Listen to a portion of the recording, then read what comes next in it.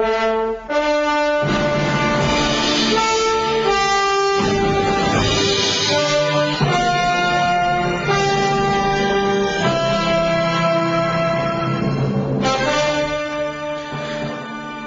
morning and welcome to Shattering Myths, a program devoted to the fastest growing segment of our society. To those of you like me who know that there's something troubling, even destructive, about religion and politics, media reporting, military invasions, and economic schemes. We have finally come to realize that these institutions are a major part of the problem, and therefore they are not the solution. We are not going to solve the problems that ail our country or our world by replacing one set of politicians with another, by going to a different church, by directing our military differently. Those institutions are part of the problem. They are not part of the solution. And it's time we recognize that as being the case. So instead of merely presenting the news, our mission on this program is to understand what is causing the great tragedies that are besieging our planet, while predicting how these events will influence our world if more of us don't stand up to stop them. And that is why in the second hour we're going to engage God on his terms through evidence and reason, since his guidance regarding his covenant provides hope. His is the only reliable response to an exceedingly troubled world. Our phone number, if you'd like to participate in this discussion at any time over the next 2 hours, toll free, 877-300-7645. It was mentioned in the newscast at the beginning of this program that the trial of Major Nidal Hasan is continuing, and today as the defense is supposed to make its case. Of course, Major Nidal is handling his own defense, and he began this trial by saying that not only did he do it, but that he was proud of it, and that he did it in the name of Allah and Islam. There is some tragedy that is coming out of this trial. It is indicative of what's happened across America. It's why we ought not be patriotic. It's why we ought not join the military. We ought to encourage our sons and daughters to leave the military. We ought to not place our confidence in the judicial system. The trial and all of the proceedings regarding Mr. Nidal Hasan have been gamed, jury-rigged. Rather than calling it an act of terrorism, and therefore Islamic terrorism, no, the U.S. government has labeled this incident an act of workplace violence. It's as if Hasan went postal. They aren't willing to acknowledge that he was acting as an enemy or aiding the enemy, as they did with Bradley Manning, who didn't fire a shot and killed no one. So in Bradley Manning's case, they said he was aiding the enemy, convicted him of it, and that he was acting in a treasonous manner, and yet Hasan, wearing the U.S. uniform, murdering so many Americans while shouting Allahu Akbar, was not tried on that basis. No, this is simply a workplace violence issue, according to the U.S. government.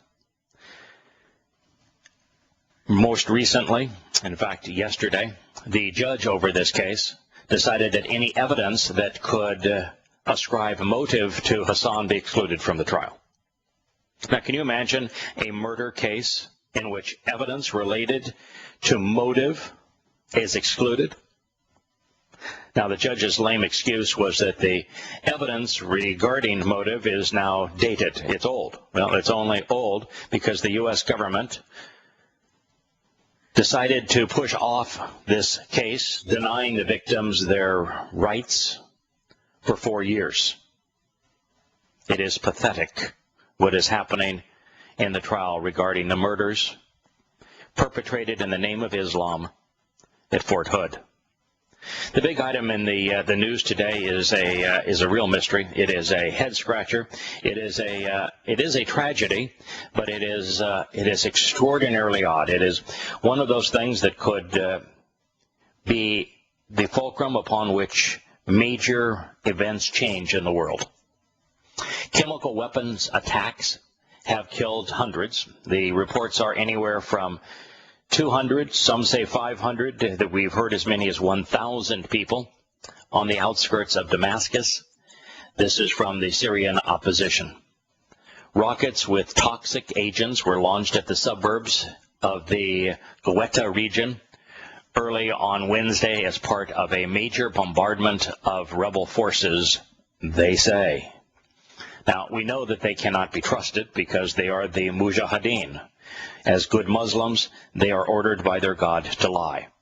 But the fact is, there is video evidence that hundreds upon hundreds, little children, infants, women, civilians, all suffocating as a result of a poison gas. Now, what is interesting here is Yahowah. This region is a region that encircles much of Damascus. The targets, we are told, where these videos were taken, some are as close as 3 miles from Assad's presidential palace. You know, the notion that this man would deploy rocket-borne chemical agents when he has all but won this war. When Hezbollah engaged about 2.5 months ago, it turned the tide. The rebels have not won a victory in a very long time. The war is essentially over. Assad prevailed. The only thing that could turn the tide against him is a massive deployment of chemical weapons that can be traced directly to him, that would cause Europe and the United States to enter the war on behalf of the rebels. Of course, that would cause China and Russia to defend Assad and lead to a catastrophic world war. And to think that he would not only do that at a time where all of the momentum has been on his side for months, and that he would use chemical weapons, not in the far outskirts of his country, not next to the Israeli border, not next to the Jordanian border, not next to the Turkish border, but in a suburb of Damascus, 3 miles from his home, is way beyond what we could possibly imagine could occur. Well, the opposition alliance says 1,000 people were killed in the attacks. The activist networks have reported death tolls that are all across the board. So it is not clear how many people died in the bombardment of the sites and how many deaths were due to any toxic substance. And the reason we do not know is that to be an embedded journalist in the midst of a war between Sunni and Shia Muslims is a death sentence, and so most journalists are unwilling to do it. And in Islam, the first casualty is always a free press. The opposition has accused the government of doing this. The government has said that it is all fabricated and that it is a ruse of the opposition. Now, we know that Muslim jihadists fake disasters.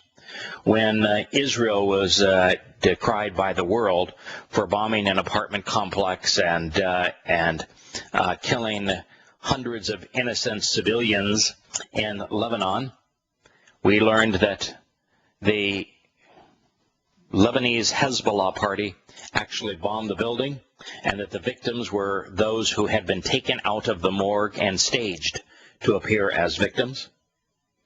And so it's not beyond them to do this, but we are dealing with something here, if in fact this was rocket-borne sarin gas, that changes everything in the world's catalyst at the moment, in terms of whether we head to world war or not. UK Foreign Secretary William Hague and French President Francois Hollande called for UN inspectors to be allowed access to the area and said Britain and France would raise the issue with the United Nations. It's easy for them to say, send in inspectors, why don't they go? If confirmed, the attacks would mark a shocking escalation in the use of chemical weapons, said Mr. Hague, the Foreign Secretary of Great Britain. The Arab League echoed the call for inspectors to go to the site. The attack took place as part of a government bombardment of the region surrounding Damascus, where government forces have been trying to drive out rebel forces. Casualties were reported in the areas of Urban, Duma, and Madameh, along with others. I have examined the locations of the targets and looked at them from the perspective of not only the center of Damascus, which they are, in this case, a matter of a mile or two, but they are only 3 to 5 miles, all of them, from the presidential palace. The videos show victims, including many children, having convulsions. Others are apparently immobile, having difficulty breathing. The BBC has not been able to authenticate the footage fully, but based upon additional checks made, it is believed to be genuine. Of course, it is interesting that the most caustic film perpetrated against Israel was the death of a single young boy when it was claimed by a French television station and its commentator that the Israelis deliberately targeted a young mythical Palestinian boy. The boy wasn't mythical, his designation was, and that they shot him execution style, when in fact there is 100% of the evidence now demonstrates that the boy was shot by his fellow Muslims. And so it is not beyond them to do this, but still, this would be a very difficult film to fake because of the children convulsing and because of how widespread the calamity appears to have been. Many of the casualties are women and children. They arrived with their pupils dilated, cold limbs, foam coming from their mouths. The latest incident throws up more questions than answers, the BBC Middle East Jeremy Bowen reports. Yes, this is so obviously incongruous with the events that have taken place in that hellish conflict. We have to scratch our heads and say, how is this even possible? Many will ask why the government would want to use such weapons at a time when inspectors are in the country and the military has been doing so well in every area of the country, including the area around Damascus. Some will suspect that the footage has been fabricated, but the videos that have emerged would be difficult to fake. So two things stand out immediately in this reported Syrian attack. Firstly, the timing is extraordinarily odd, bordering on suspicious. Why would the Assad government do such a suicidal thing? And second, the scale of the casualties is far worse than anything that we have witnessed thus far.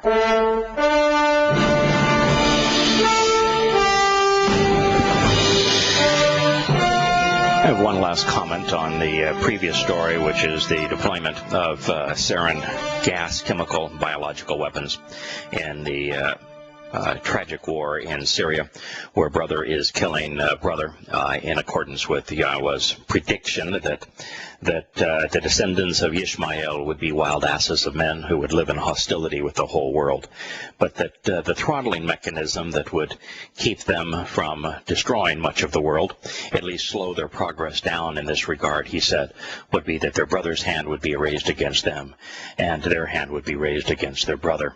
That is what we're witnessing today. The one comment that I wanted to make is one that was shared during the commercial break by Scott, our producer. And he said, it's just amazing how much of man's energy has been devoted to making things that kill and destroy. If you look throughout time, the leading scientists, the leading inventors throughout human history have been those who have been deployed to make things that enable armies to conquer, to make devices that get people to obey, to comply. It's even in recent times, a huge percentage of scientists are deployed in making weapons. Today in America, not only is a disproportionate number of our engineers deployed in designing and creating weapons of war, but our major manufacturing facilities do the same.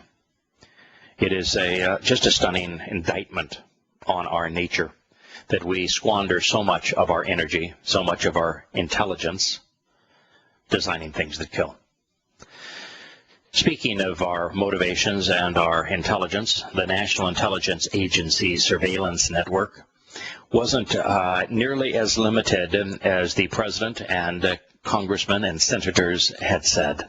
According to a report that was released by the Wall Street Journal today, who has now joined the fray of newspapers that are willing to tell stories based upon what they have learned. This report that was published by the Wall Street Journal did not come from Snowden. It came from individuals who actually work for the NSA. The spy agency, the NSA, the National Security Agency, has the capacity to spy on 75% of all U.S. internet traffic. Remember they said, oh, that PRISM, it's targeted. It's targeted the bad guys that want to kill us. And remember, they came up with one example of an individual that they had stopped from committing a terrorist act, and that was David Headley. And we learned that David Headley was actually an agent for the U.S. government, and that he planned one of the most deadly terrorist attacks in recent memory while an agent for the U.S. government. In other words, that was just not only a bold-faced lie, the opposite was true. He was responsible for the Mumbai terrorist attacks.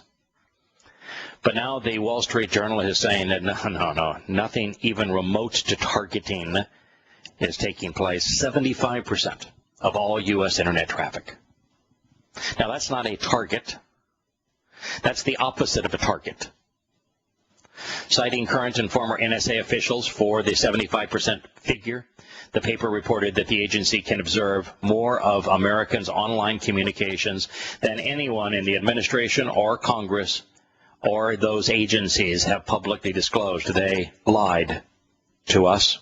You know, they want to arrest Snowden, and they want to charge him with treason. And yet, they are in violation of their oath of office to defend the U.S. Constitution, undermining it deliberately, and they're deliberately lying to the American people. When was that not an act that should be punishable?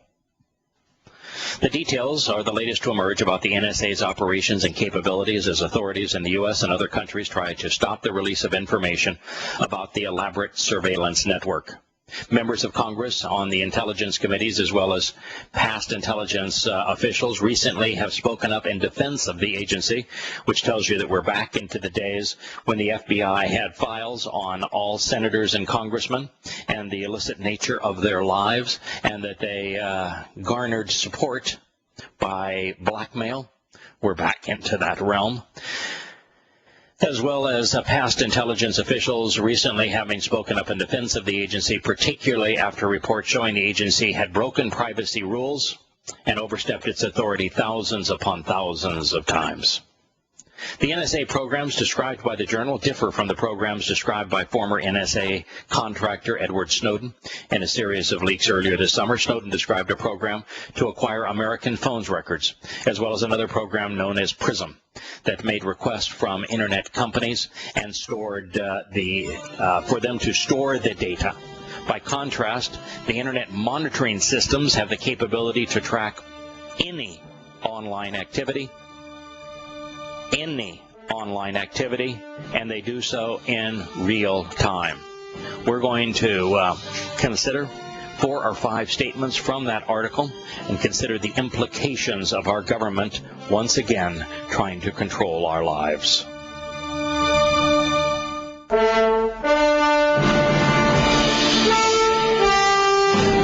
Welcome back to Shattering Myths. It is really astonishing to know that the NSA is monitoring 75% of Internet traffic in real time. And that's particularly astonishing when you realize that from a bandwidth point of view, a disproportionate amount of Internet traffic, I've heard as high as 20 to 25% is Netflix. The downloading of movies over the Internet. And if you were to combine online gaming, gambling, pornography, and watching movies either via that Hulu site or downloading movies via Netflix, you'd have far more than 25% of Internet usage, which means they're monitoring everything else. And it is just astonishing how far they have gone and how much they have lied about what they're doing. Hey, here's the first comment, and then we're going to go to Robin, who has a comment. The National Security Agency, which possesses only limited legal authority to spy on U.S. citizens, we have what they didn't write there, is that you can only spy on an American citizen if you have probable cause. You have to have a search warrant. You have to be able to go to a judge and say, there is reason to suspect, and here is the proof that there is reason to suspect that this person is engaged in a crime or about to perpetrate a crime. But, and that, of course, is never happening. None of the NSA surveillance ever has proof or court authority apart from the kangaroo court that they call the National Federal Surveillance Court.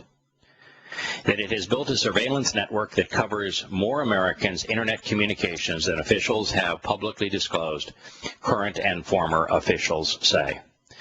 With that being known, we're going to go to Robin, who is calling in from Texas. Hello, Robin.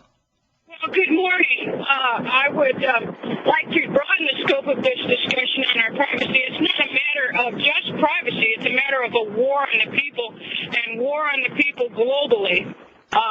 With the militarization of our police as a paramilitary, because they can't bring our armed forces in to go to war against us, they are weaponizing and militarizing our police forces.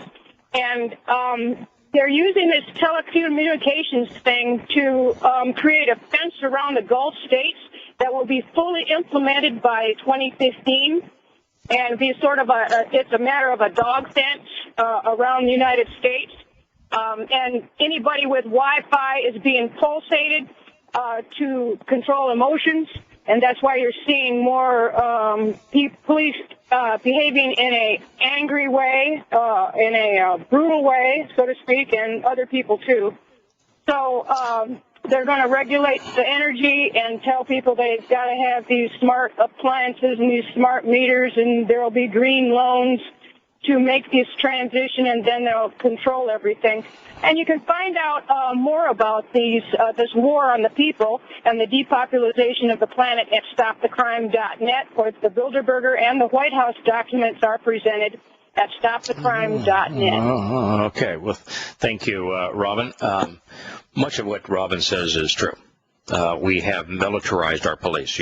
If you looked at what occurred in Boston after two boys detonated pressure cooker bombs, we turned it into Boston into a war zone. And the distinction between our military and our police forces was blurred so that they looked one and the same. There was no distinction. We have gone to war against ordinary citizens, following their constitutional rights to have and to keep and bear arms, and to have the kind of weapons that are used against our citizens in great numbers now. Their goal was to create a kind of state where it becomes impossible for the citizenry to rebel against the intolerant nature of its government. And so much of what Robin said is true. And in the most important part of the Bradley Manning release via WikiLeaks and the Snowden release, as well as these confirmations now from the Wall Street Journal, not via Snowden, but via employees in the NSA, is that for our government to be spying on Americans, it means that our government views Americans as its enemy, that the government is trying to protect itself from people doing what we're doing, standing up and speaking against them. That is a stark realization that hopefully will shake more Americans so that they wake up and they realize that your government is not part of the problem, or not part of the solution. That it does not matter if you were to fill the Congress and Senate and the White House with Republicans or Democrats. The problem is identical either way. It does not matter. This problem cannot be resolved politically. The military is not the answer. They are the problem. And when enough Americans recognize that we need to back away from the system, we need to not only stop supporting it, stop waving the flag, stop singing the national anthem, stop being patriotic, stop voting, stop supporting our military, and then say, we need to refrain from doing all of these things because they're being used in ways that are counterproductive. We're being manipulated. We're being played for fools. And instead, to have more people being willing to investigate the evidence and to stand up and be accounted. And to say, we're not going to take this anymore.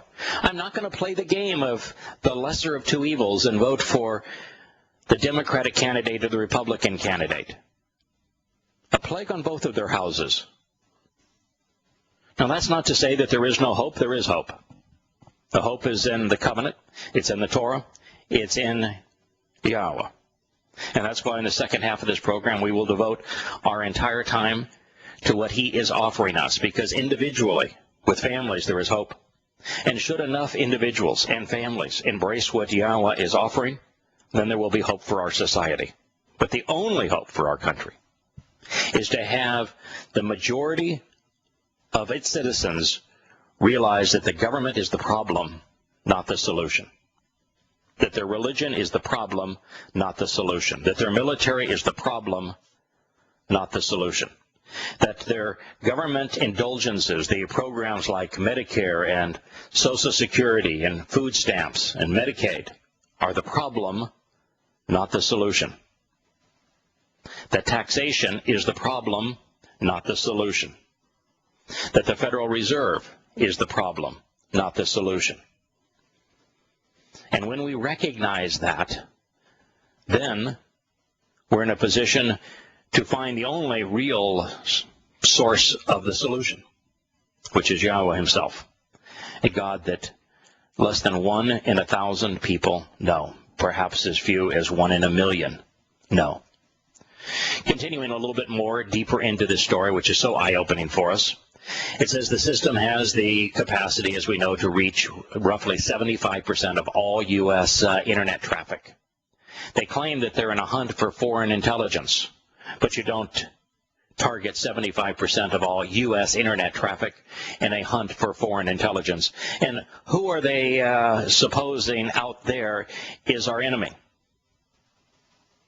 We're spying on every country in South America and its citizens. Do we think that the South Americans are going to invade us? We're spying on the citizens of the UK, of Germany, of France. Do we think that they're going to invade us? Of course, we're not spying on the mosques because they only commit 99% of terrorist acts, and we wouldn't want to profile them now, would we? The government has made it clear.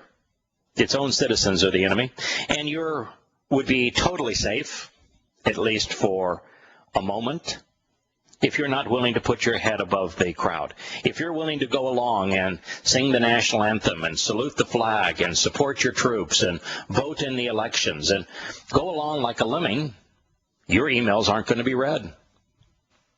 Your phone will not be tapped. The government will care less about you because they already own you. It is only those of us willing to put our head above the crowd to say, no, don't march in that direction. We're going to point a different way. It's those of us who says that the emperor has no clothes. Those are the ones that they are targeting. Now, if there are very few of us, then we're easy prey. They've gamed the judicial system. They will turn it against us. They will shut us down. But if we are many, they will be unable to do that, which is why the hope for America is programs such as these that will tell you the truth, that there's a plague on both sides of the aisle in every country on earth, and that the government is not part of the solution. nor are the country's militaries, nor are the world's religions. The solution is Yahowah's covenant. And until you come to know him and embrace it, you are part of the problem.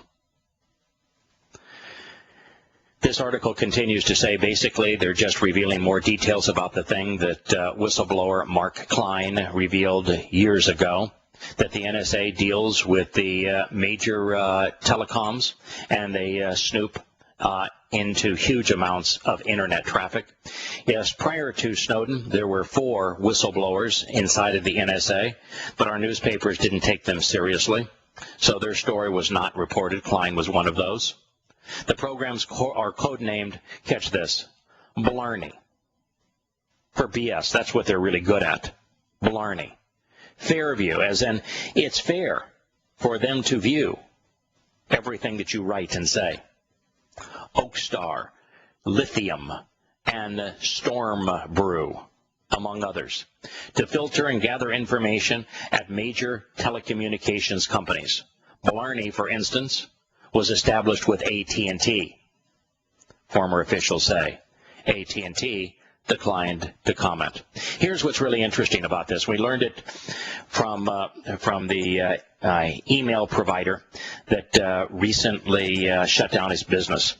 He said not only was he required to shut down his business or capitulate and the government's breach of the Fourth Amendment of the U.S. Constitution, but he says, I can't even tell you what they have ordered me to do because they put a gag order on me and they silenced even my freedom of speech, so I can't even tell you how bad this situation is, how bad America has become, where they can impose on AT&T and Verizon universal wiretaps, and the companies themselves can't even complain.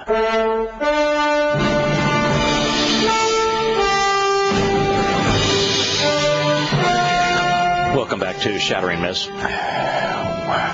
I'm just flabbergasted by the news now. They're reporting that as many as 1,300 were killed in the gas attacks near Damascus.